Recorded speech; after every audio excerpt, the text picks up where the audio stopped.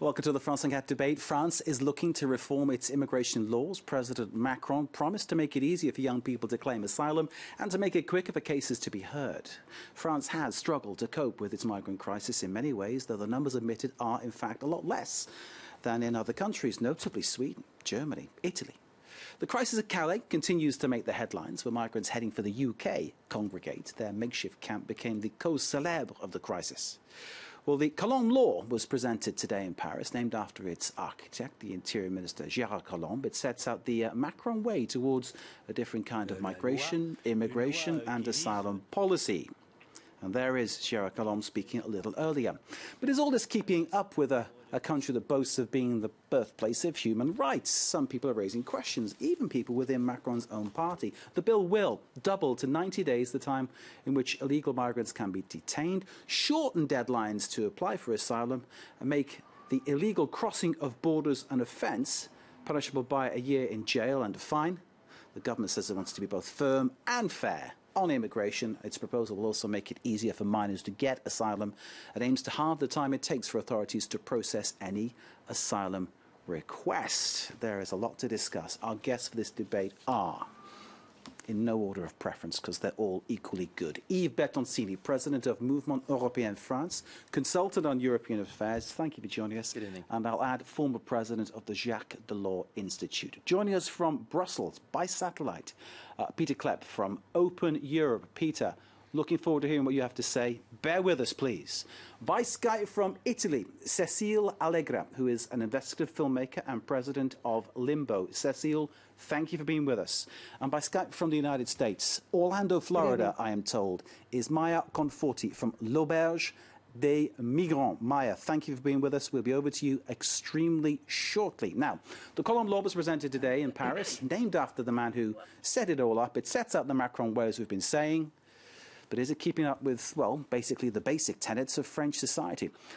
Yves, what we're seeing, what we're hearing, how are you assessing what is being said by the French, great and good, regarding the issues of asylum and immigration? Well, first I want to underline that this is the 8th bill in 15 years. The last one, the 7th one, was in 2016. So it has been implemented only 1 year, and we are changing it already. Of course, we have a new government, a new president, so I must say that it's a communication tool, first, this law, this bill, just to send a signal. So the signal, second, is supposed to be balanced. And I should say, yes, it's more or less balanced, and the best proof is that you have critics from, let's say, the NGOs, and the defenders of human rights on the one hand, and on the other hand, you also have critics from the right and the extreme right saying, well, it's not firm enough. So we could say this. But to me, the most critical part, despite all technicalities we will come back on, is, yes, the message sent as regards not only the asylum seekers. Are they victims or are they threats? That is the first thing, but it's also a message on France. France is not only the country of human rights. I mean, it would be fairer to say country of the Declaration of Human Rights, which is not exactly the same. But no, is France now a dynamic country led by a new leader, able to face such challenge on the basis of, let's say, a positive stance?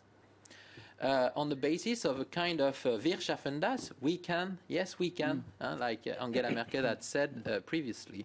Or is France a very, very weak country surrounded by massive inflows of migrants? I think that is at stake, because you have shown images from Calais where the situation is very painful. Inevitably, but Calais is the very example of what France is, meaning a transit country.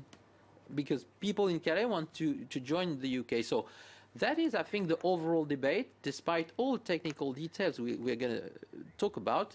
Is France struggling against the massive inflows he could not face while simply applying the basic international conventions as regards asylum seekers?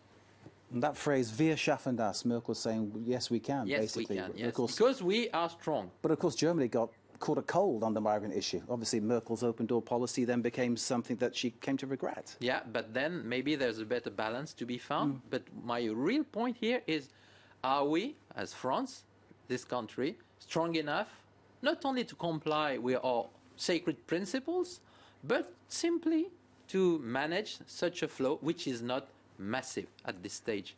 Let's bring in Peter Klepp of Open Europe, a fellow of that organisation, head of the Brussels office there. And am I right in saying you are pro-reform and protectionist, sir?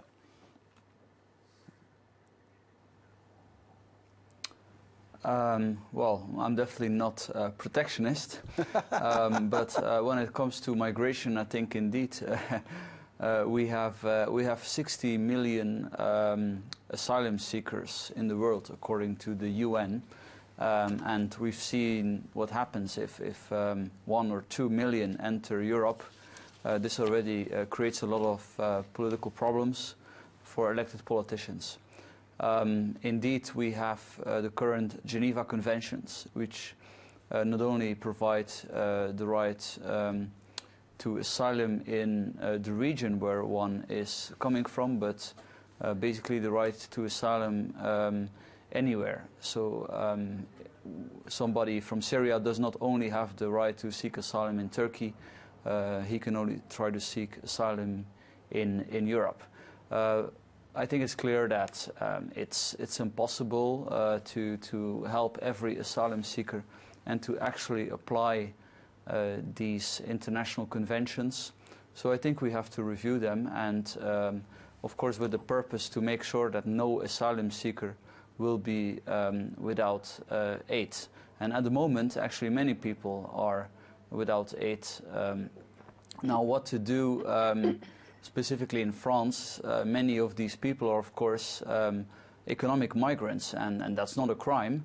And I can completely understand what they are trying to do, and I would probably do the same. But when you have legislation only protecting asylum seekers, and when you want to defend the rule of law and keep it fair, then you can't tolerate this. So in that respect, I think it's a very welcome sign that indeed the processing will be quicker. People will get a yes or a no much quicker than before, if we have to believe the French government.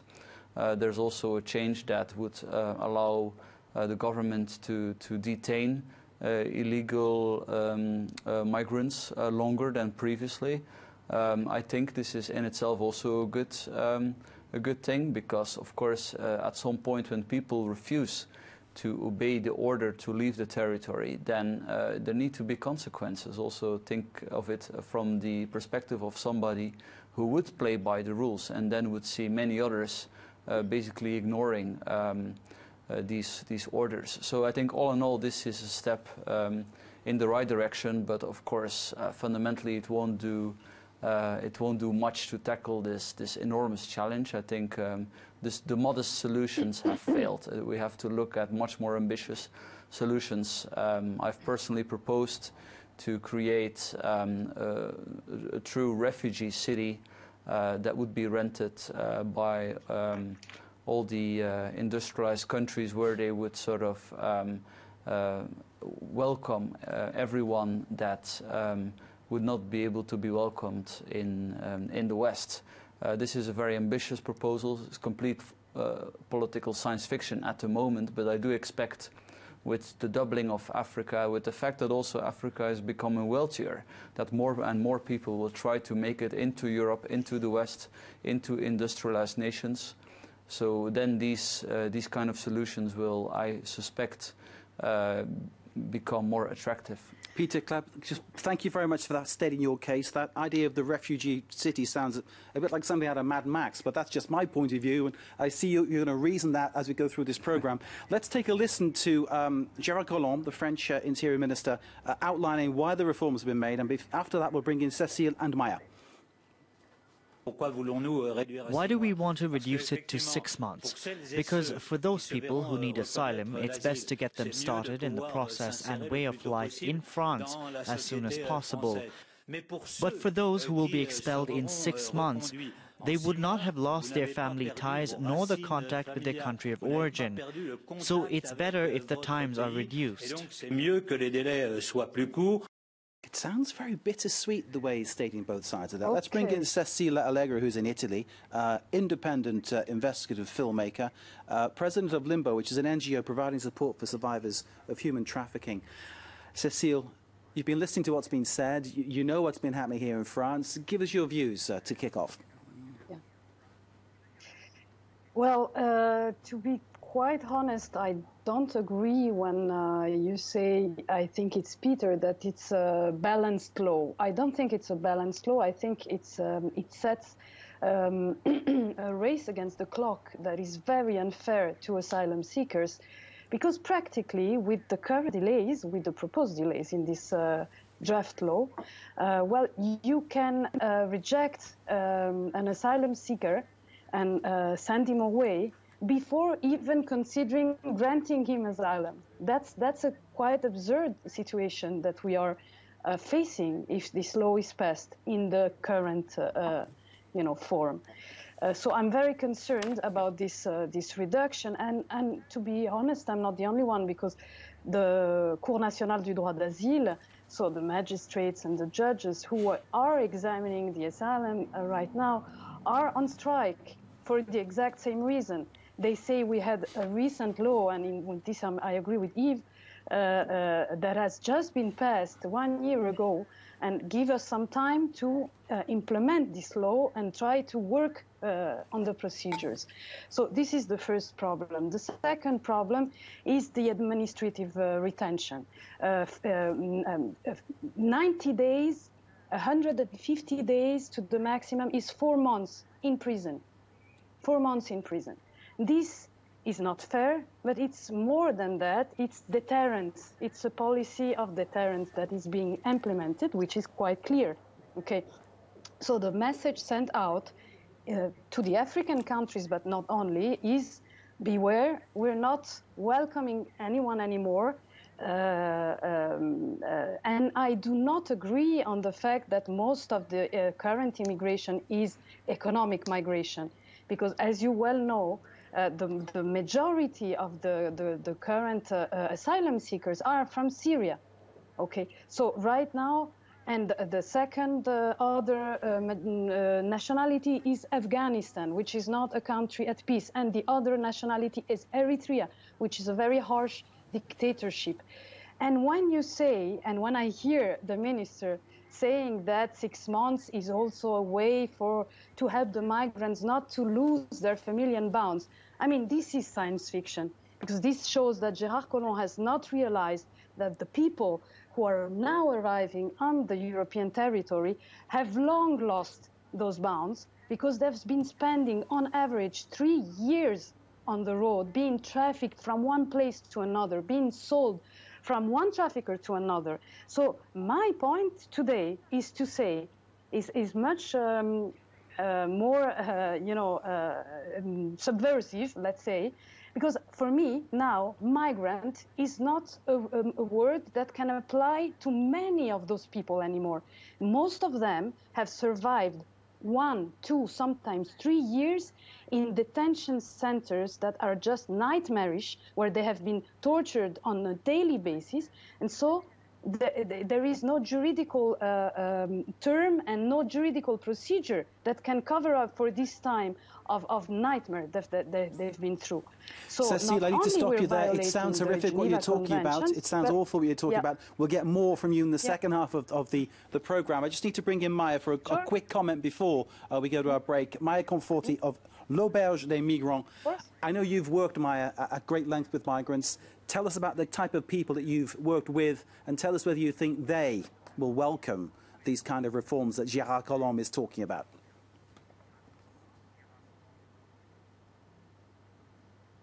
Well, they can hardly welcome them, since it's going to make making more difficult for them to ask for asylum in France. The people we have in Calais, most of them are what we call Dublin. They have fingerprints in Italy or Greece or Bulgaria, and they cannot ask for asylum in France anyway. This is one of the reasons why they want to go to the UK, because it's their last hope to be able to build a normal life. But this new law Collomb is really shocking to all of us. It doesn't surprise us, given the prime minister we have and how he was when he came to Calais. But it is very shocking. It is really about making it harder in every way possible for people who flee their country to be able to ask for, to get asylum in France. I mean, more retention, which does not work. It's been proven that it does not work. It's not because we keep people more in prison that we will send them back more easily. And besides, how can you send a Syrian person or an Afghan person or a person from Eritrea back to their country? You cannot do that. Now, the French government knows how to give numbers that make it look good, like saying that they managed to get so many people out of France. But most of the time, what do? They send them back to Italy, where people have fingerprints. And when they are in Italy, what do? They come back to France. Those Dublin people you're talking about, Maya, I need to cut you off there, I'm afraid. It's time for us to take a very short break. Country. Maya, I will come back to you in part two straight away to get you to continue that idea you're developing there. Stay with us. More to come here on the France 24 debate.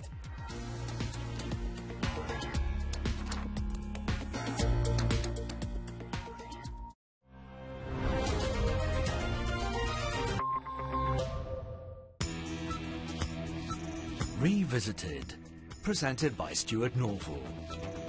The election of Adama Barrow in 2016 filled Gambians with hope.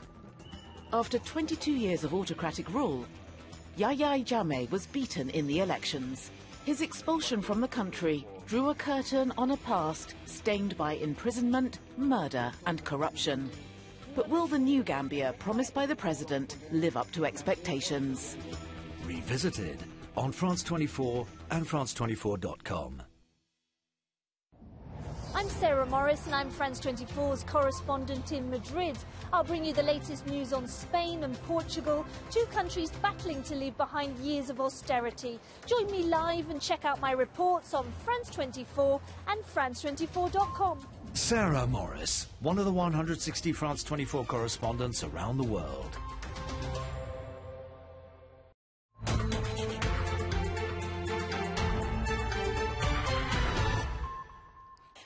Welcome back to the France 24 newsroom. I'm Rochelle Harrison-Pless with the latest world headlines. Helpless families in eastern Ghouta say they are waiting to die. This as Syrian regime warplanes continue to pound the rebel-held enclave. The escalating violence pushing the civilian death toll up to 310. We know what we want. We want gun reform. Florida students march on the state capitol to up the pressure on U.S. lawmakers to tighten gun control. This 1 week after the Parkland school shooting, which left 17 people dead. The French government unveils a tough new immigration bill, controversial measures that have sparked fury, debate and also divisions within the ruling party. And he fought and died a hero, but nobody knew his name. More than a century after the Battle of Verdun, a French soldier has finally been identified using DNA analysis techniques never before used here in France. Well, you're up to date here on France 24. Stay tuned for part 2 of the debate with Mark Owen.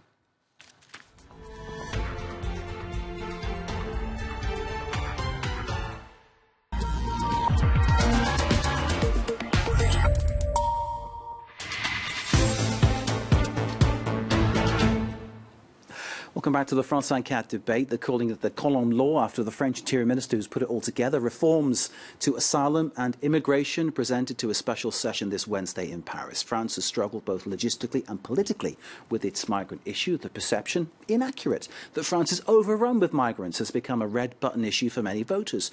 Before we let loose our panel once again, let's take a listen to France 24's Chris Moore, who's been talking to some African migrants here in Paris. With new welcome centres open, migrant camps have largely disappeared from the streets of Paris. But for these Afghans, their first experience of the French capital is sleeping in the cold and struggling with paperwork. I have been for 1-2 nights living in this place, in this street. Yesterday told me, okay, finish. What's the meaning of that? Where I can find this place? It's not human helping to just sending paper by paper to somewhere else. Emmanuel Macron's government wants to reduce waiting times for asylum applications and speed up the deportation process. But for the head of the country's main support group, only joined-up thinking can solve the EU's migration mess. The proposed law is unbalanced and still doesn't address the issue of conditions for new arrivals. What we need in all this is more solidarity, more forward planning, and more Europe. Well, critics say these proposals are too hard-line, but their supporters here in Parliament say this is about making the system more efficient and helping people find their way in French society. Work is a fundamental freedom. You can't stop someone from working. And I'm proposing they should be allowed to, once they've been here 6 months. Most people, most asylum seekers who arrive in France are not here just to seek help from the system. They're here to rebuild their lives. A big increase in language lessons for newcomers is also on the cards. Another potential softener in what looks set to be a fiery debate between MPs. Language lessons would help. The bureaucracy, if they could reduce that, that might help too. Chris Moore, I've reported there.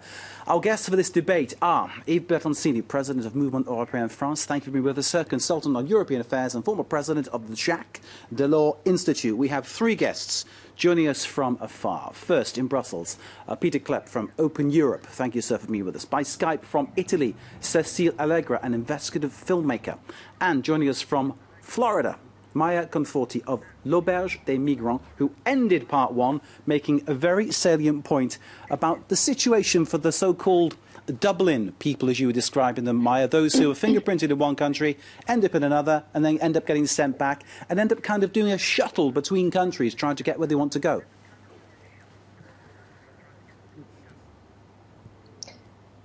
Yes, they absolutely do. And in fact, if we look at the numbers, there were as many people sent back from France to those so-called Dublin countries, then refugees coming from other countries being sent to France. So in sending those people away, we're just playing ball with them. I've had once an Afghan telling me, I arrive in Europe and people play football with me, meaning he has no choice. He gets pushed from one way to another, trying to find a way to rebuild their life, and it's impossible because they have fingerprints in their in another country, or for another reason, because they didn't ask for asylum soon enough. Like the new law says that people have to ask for asylum within 90 days, or else they will be put in a sped up procedure that will make it actually very difficult for them to actually ask for asylum. And in fact, we see that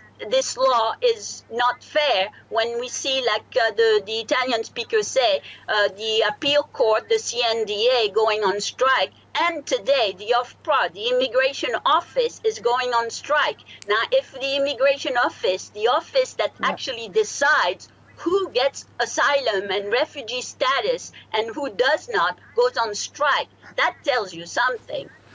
And of course, the people you're talking about, Maya, I mean, very often they're just trying to keep body and soul together, getting themselves fed and making sure they can find somewhere dry to sleep. And the weather we've had recently sort of underlines that problem. Yves Bertoncini, you were listening to Maya, you wanted to make a point. Yes, I agree with her on the fact that the strikes at the OFPRA and around show that what is first at stake is not only the legal principles, I mean the provision of the draft bill, but it's also the financial means and human means made available to take care of the asylum demands. And to be fair, I want to say that there have been progresses since Emmanuel Macron was elected on this point, but I would have seen a further progress. I mean, giving more means to the OFPRA, because, for example, the OFPRA made a significant effort in the last 2 or 3 years to reduce the duration of the examinations while keeping, the examination fair. Now, what is at stake is different, I think. It's, yes, principles, new principles, and again, signals sent to the migrants, to the asylum seekers, which is a different story. And in the European context, we have mentioned the Dublin regulation. what is feared in France are the secondary movement, so-called secondary movement, because there was no such inflows of asylum seekers in France. Yes, 100,000 last year, but it's not that much.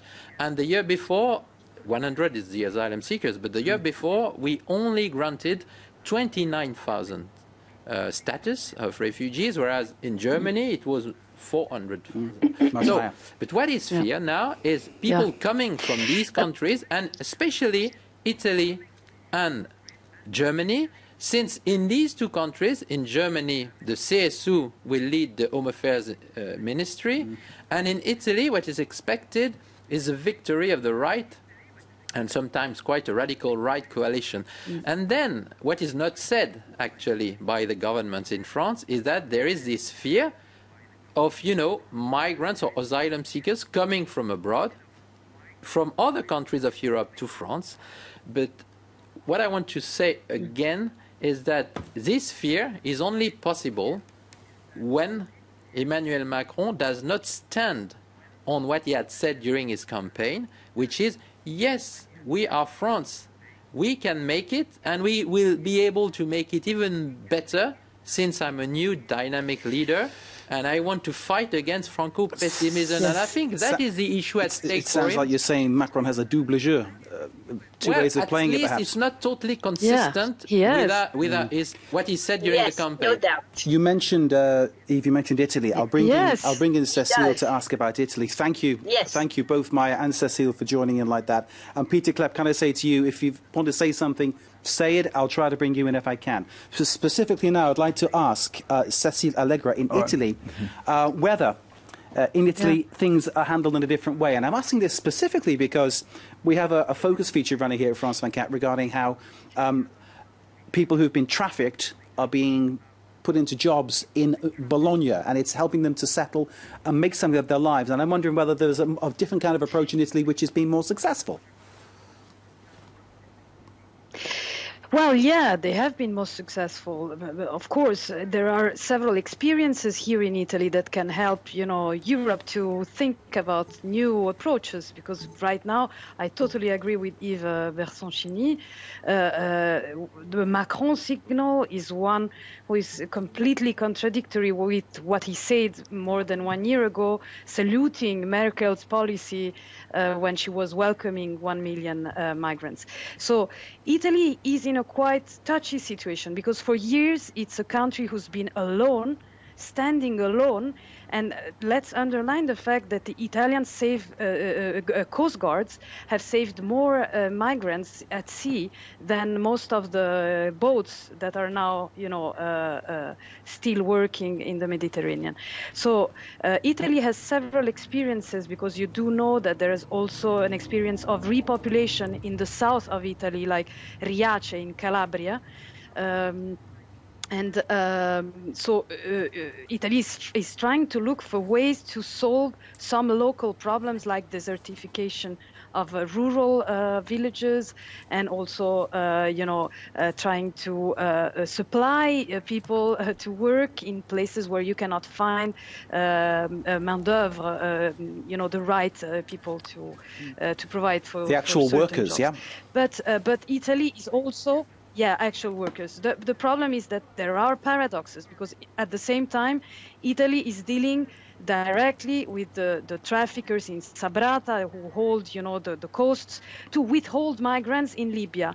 And I have been in Libya in last June, and I can tell you that Libya is no place to withhold anyone right now, okay? It's just a way to send them back to hell. So I want to underline the fact that even if Mr. Kepp says that you cannot help every asylum seeker, right now we have a problem because most of the asylum seekers do come from countries at war, and the other people who seek for asylum have been in Libya in a situation that you cannot just define as migration. Okay, once they have been tortured every day, you cannot just call them migrants. Completely They agree. have been, you know, hurt in their flesh. So you have to come up with something else. Let's give Peter Klepp a chance to reply to that. Discussing about humanitarian corridors. I'm sorry, continue. Humanitarian corridors.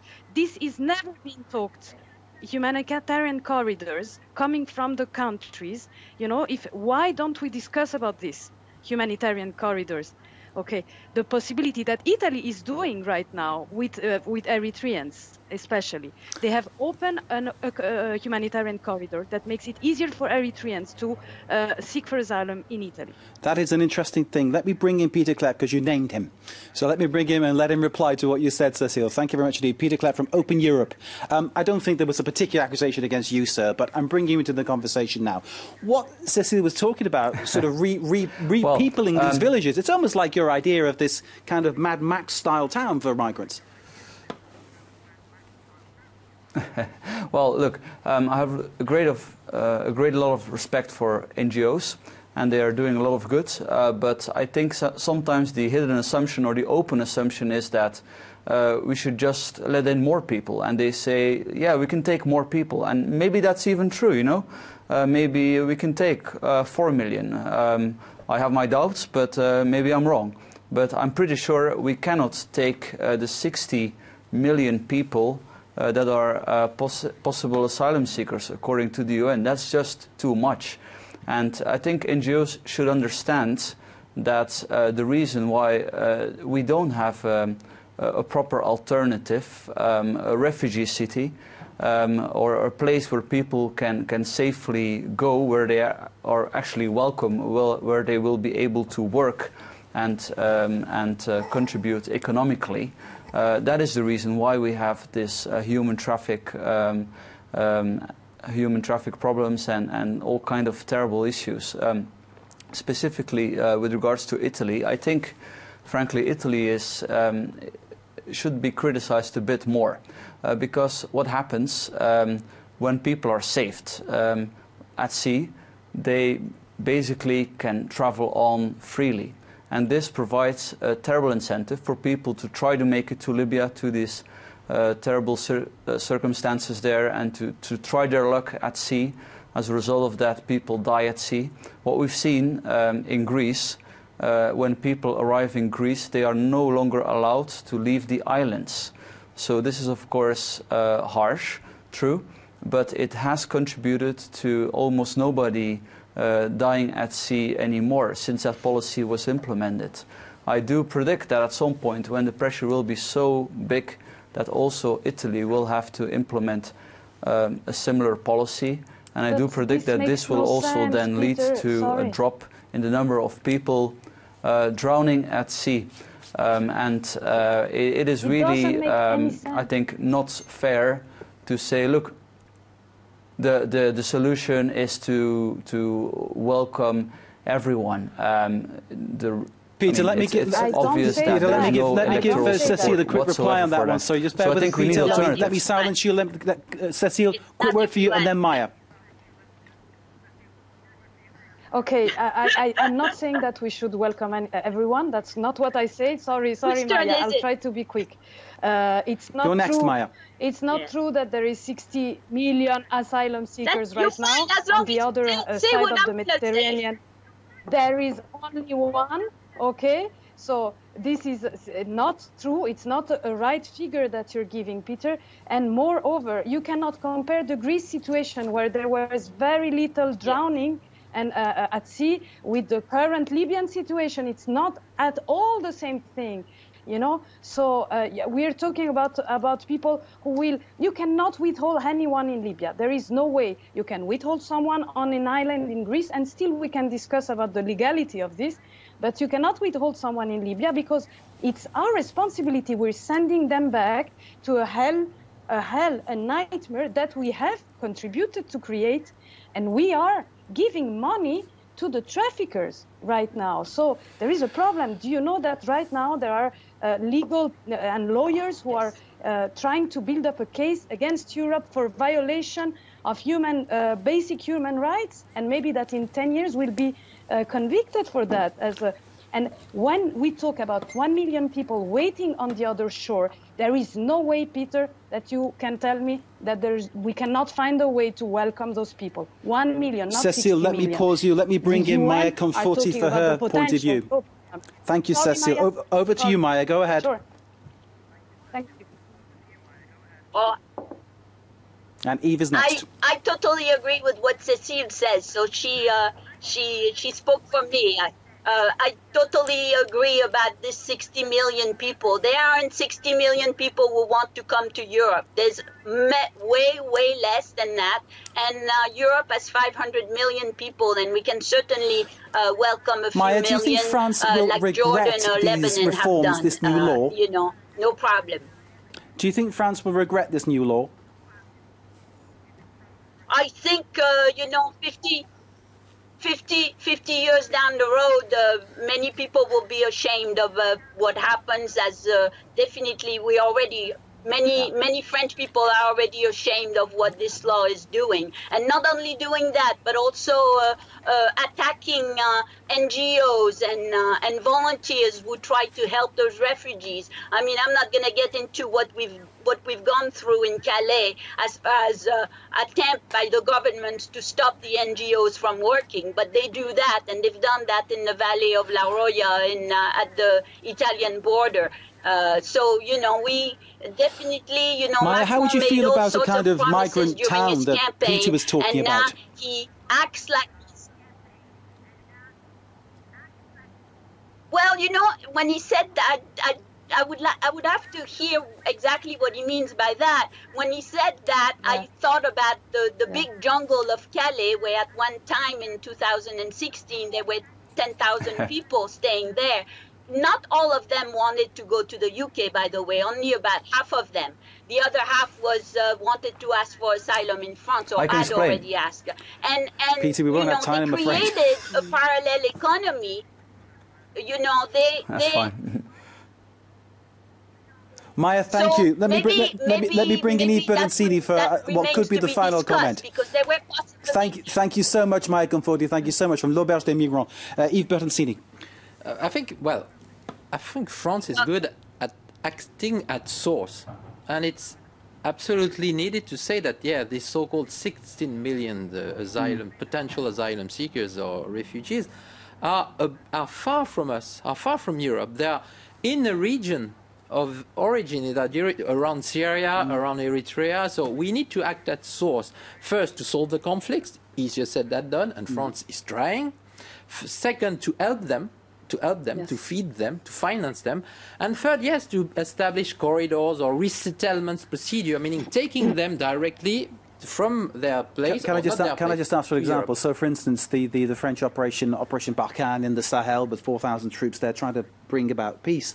Is that the kind of thing you're talking about? That kind of involvement to create a place where people can base their homes? Yes, France is in a leadership position to act at source, and I think on this it's consistent, it's good, and France is doing quite well. The same is true with trying to establish a European Border Guard Corps at the borders, because there was a deficit of trust between member states in terms of controlling the flow. Then to be able to, yes, of course, welcome the asylum seekers and to prevent the so-called illegal migrants to come in. But having said this, to be fair, now when we come back to the draft bill in discussion, I think France is not doing that well, because it's not that balanced, and I think even more importantly, it's not consistent with the underlying principles of Emmanuel Macron's vision for France, which is we are strong, we will be even more strong in the near future, and then yes, we can afford welcoming the asylum seekers who deserve to be welcome, and it will be good for France. So this will be something France will regret, as Maya was saying. Yeah, probably we'll see in 5 to 10 years' time, and including on the basis of the impact of the asylum seekers in Germany, because it will be quite good for Germany, despite problems, of course, and despite the right of extreme right in this country. Okay, Eve Bertoncini, thank you very much. Thank you to Peter Clef from Open Europe, Cécile Allegra, the independent filmmaker in Italy, and Maya Conforti from l'Auberge des Migrants joining us from Orlando, Florida. Thank you so much. I'm sorry we've run out of time. Time now for Media Watch.